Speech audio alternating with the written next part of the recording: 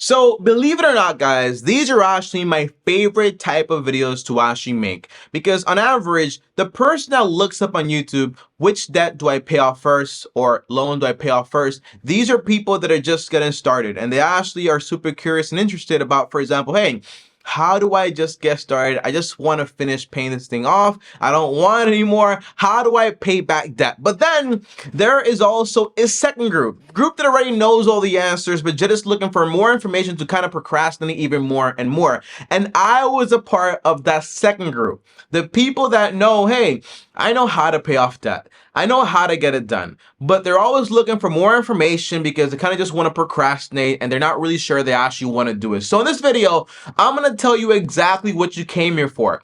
How to know exactly which debt to pay off first, how to save money on your debt, and how to actually reduce the interest rate and everything else. Okay, I'm going to give you guys that in this video too, but I'm also going to tell you exactly why I chose to pay off all my debt and to be basically virtually debt free. All right, so you kind of get both. So in case you're just getting started or you're just procrastinating, I'm going to help you actually get there potentially by telling you exactly my process and what I actually went through. Now, as always, guys, like this video on top, but also subscribe and hit the bell so you get notified. It helps out with the channel, so I appreciate it a ton. Now, here is what you came for, okay? So as far as, for example, being littered with a bunch of different debt, whether it's loans, whether it's credit card debt, whether it's student loans, the answer is we're going to manage them all the same, except the mortgage. You want to exclude it because that's a different debt and it takes a bunch of time to pay it off and it's massive. All right, so that's the only one we kind of take away.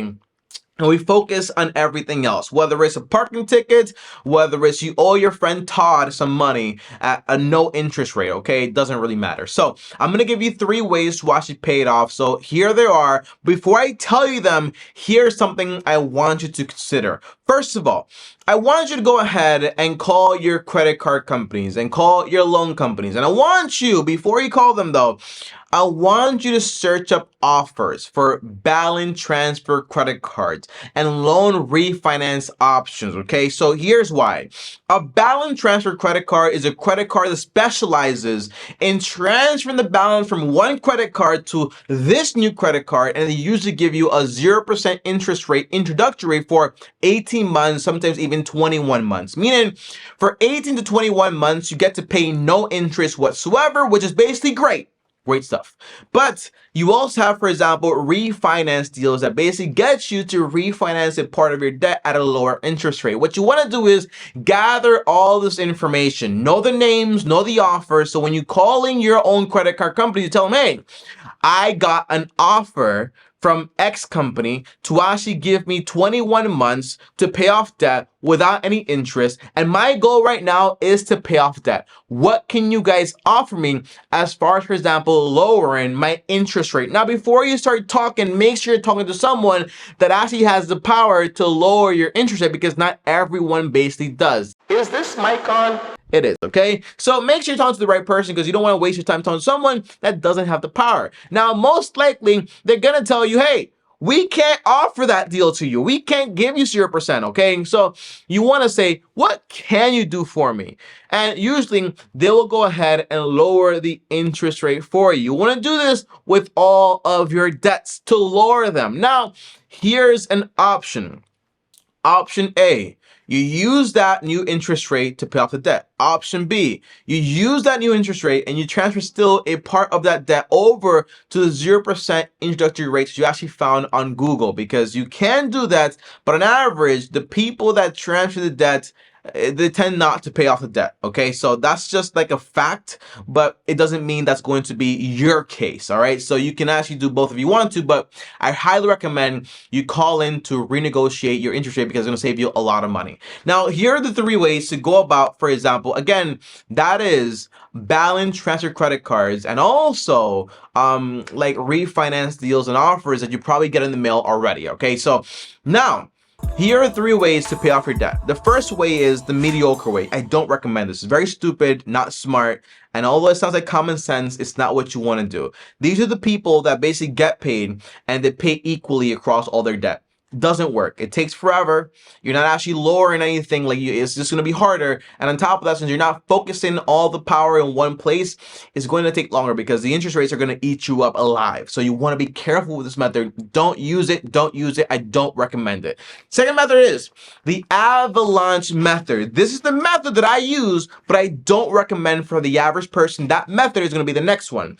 The avalanche method is very simple. You want to organize all of your debt from the highest interest rate to the lowest interest rate. And by this point, you should have, for example, lower than before interest rate because you call those companies to get them lowered, all right? So look at your interest rates from highest to lowest, look at the companies, look at the balances, and you want to pay them in that order.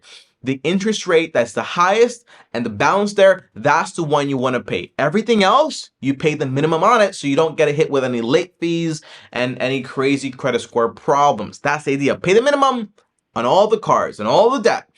And then you pay the one with the highest APR. Why? Mathematically, this saves you more money because you're paying off the one that costs you the most money. It's that simple. Now, I don't recommend that for everyone because sometimes the one that has the highest interest rate also has the highest balance, thus takes you the longest to pay off. And for some people, that gets them very demotivated. Now, I don't care. Because for me it worked, and for a lot of people it actually works because some of us actually can do that. We're weirdos. But for the average person, I recommend the snowball method. It builds up momentum. It's a lot more convenient, and it kind of makes you feel good about yourself. And that's fine, because again, the plan that works best for you is a plan I want for you. It's not just about saving money. It's about, for example, actually accomplishing the goal. All right. So keep that in mind and know yourself enough to be honest with yourself. So snowball method basically says pay the debt with the lowest balance. This way you build up momentum. So for example, I have 3 credit cards. One is with $500, one with $1,000, one is $1,500. The answer is I pay off the one with a $500 balance first. This way I build the momentum. This way I see progress, and that way it is awesome. Or I have a parking ticket I owe. I pay that first. I get excited. I get pumped. Let's move on to the next one, and let's keep going. And this has actually the highest probability of success because, again, you build up momentum. It doesn't save you as much money with the avalanche method, but it does give you a higher potential to actually achieve the goal. So that's why I recommend it for the average person. Weirdos like me, you can do the avalanche method, which I did to pay off around like $14,000 or $13,000 in credit card debt, and it worked great for me.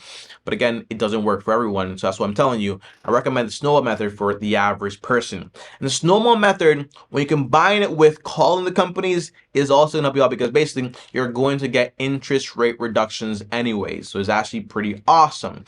Now, that's the information you came here for. How to pay off your debt. In what order? Whether it's a loan, whether it's a credit card. The answer is snowball method or avalanche method. Just told you that. But here's some personal advice from me to you. Last year, I paid almost like $50,000 in low interest debt, and the answer is, first of all, okay, Proverbs 22:7, that's a biblical verse, biblical chapter, actually says, the lender, the borrower is slave to the lender. Usually, okay, what it basically means is whenever you owe money, you feel that bondage. You kind of feel like, yo, I owe money to someone, doesn't feel good, and every time you get paid, that money gets sent over there. So just by paying off debt, it frees you. It removes a lot of friction. So that's why I chose to go ahead and pay off debt. Now, I also chose not just to pay off debt, but to live debt free. So that basically means I'm not interested in borrowing any more money anymore. Now, I do every now and then because of just like inconveniences. Like, for example, money is transferred from here, so I only have the credit card available. I pay here and then I pay this. I hate it because I still don't want to do it, but I'm going to just cut every credit card off and just basically say, hey, if it's not there, it's not there. I can't do it now, whatever. That simple. But one big thing is, if you do choose this lifestyle, what it means is, yeah, you do live a more peaceful life in the sense of like, hey, you have no debt, you have a fully funded emergency account, and you're working towards building financial freedom, so you kind of do sleep better at night. But it also means things take a lot longer. For me, for example, I paused my stock investments at the moment because I got to the amounts that can actually cover my basics, which is actually great. But I also now want to work on cash flow. So that basically means for me personally, like buying real estate. But for an average person that does the debt stuff, that does the leverage stuff, guess what? Buying a home that costs 100K, it just means put down 3,500 or put down 20,000. You buy the property, rent it out, boom, you got it. You got control over it. But you also owe 80,000, or you owe, for example, $96,500 or whatever. Okay, but I don't want that. So for me personally, it's gonna take me longer to save up all that money to buy that property, for example, in cash. But when I buy it, the first one is gonna be hard. The second one is gonna be easier. The third one is gonna be a lot easier. It just kind of compounds. But in the long term, you take a lot less risks, and you take a lot less risk in the sense of like you won't get wiped out. And for all of those folks that basically have, for example, a bunch of debt, and they're like, hey, I control 20 million worth of debt, and it's a real estate, and it's mine. You owe all that money to the bank. Okay, so for me personally, the best financial plan is going to be the one you can actually continue to do forever. So this works best for me, and it's why I chose to be debt free, to try to live debt free. That's the whole idea. Even though it takes longer, it's just a lot less risky. So here's kind of like a after effect of this consequence of me saying I'm gonna do it this way. Today, I have no debt. I have a fully funded emergency account. I have a paid off home, and I also have some investments to cover, for example, my cost of living. That is awesome, but that was a lot. That took a lot of work. But it means that when you actually get here, imagine a life when you don't have to pay a mortgage anymore, where you're not worried about losing your job that much. You know, it gives you a sense of security. And I'm not interested in having the Lambos, the BMWs, and Mercedes. I'm interested in financial freedom. So that's the whole point. So if you're interested in that, this works great. If you're not interested in that, it doesn't work great. So it's all up to you on what you actually want to do. But guys, that's it for this video. Thanks for watching. Like, subscribe, hit the bell so you get notified. And I'm super excited for all those people that are just gonna start and want to pay off their debt, want to be debt free. And by the way, I have a link down below to the financial freedom course. If you want to do this whole thing, it's a 4-step process to actually get financial freedom, and it's a lot more detailed. The link is also down below. And on top of, up here is my face, or another video, I think it is, and over here's my face and subscribe. And as always, long-term team officially out. Comment down below made it, so I know you made it all the way to the end of the video. Peace.